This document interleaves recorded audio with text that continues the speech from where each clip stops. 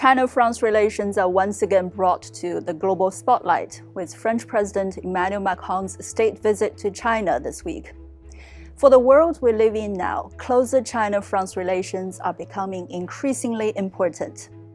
During Macron's three-day visit, aside from consolidating traditional collaborations, China and France pledged to tap into potential new partnerships in areas including the green economy, digital economy, biopharmaceuticals, and artificial intelligence.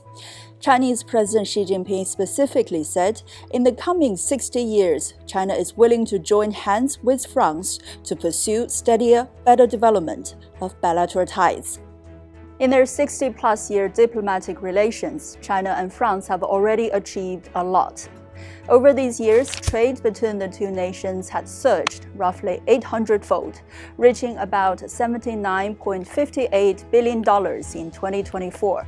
France today ranks as China's third-largest trading partner within the European Union, while China is France's largest trading partner in Asia. French exports to China cover high-end manufacturing, aerospace, aircraft, fashion, agriculture, and energy infrastructure.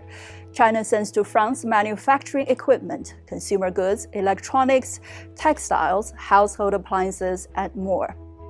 More than 2,000 French companies operate in China, employing hundreds of thousands of workers, a vivid sign of how deeply the French economy is embedded in the Chinese market.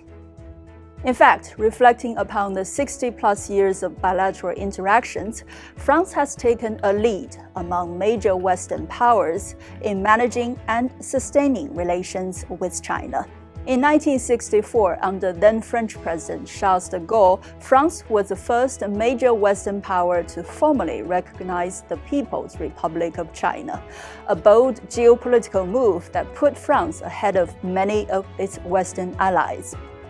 Over time, France was also the first Western nation to develop robust cooperation with China across sectors such as civil nuclear energy, aviation, aerospace, and high-tech.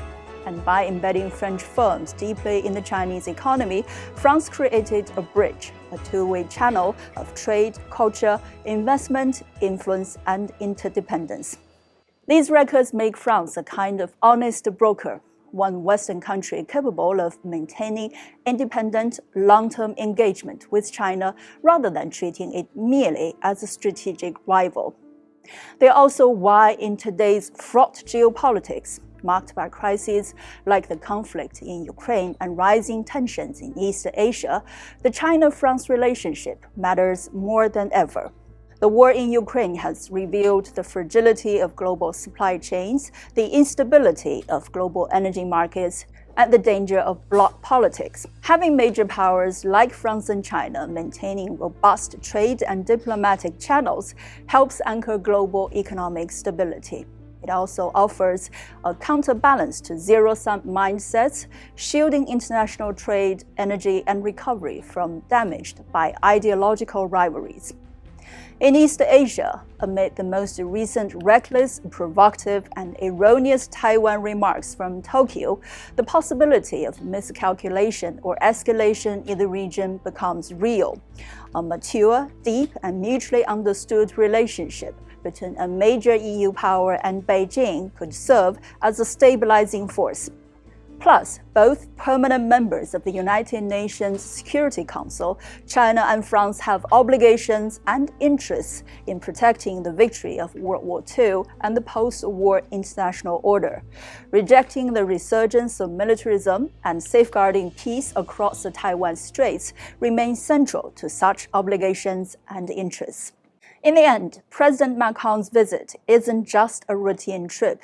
It is a statement. It offers a model of how the West and the East, despite differences in history, politics, or culture, can cooperate for mutual benefit and for broader global stability.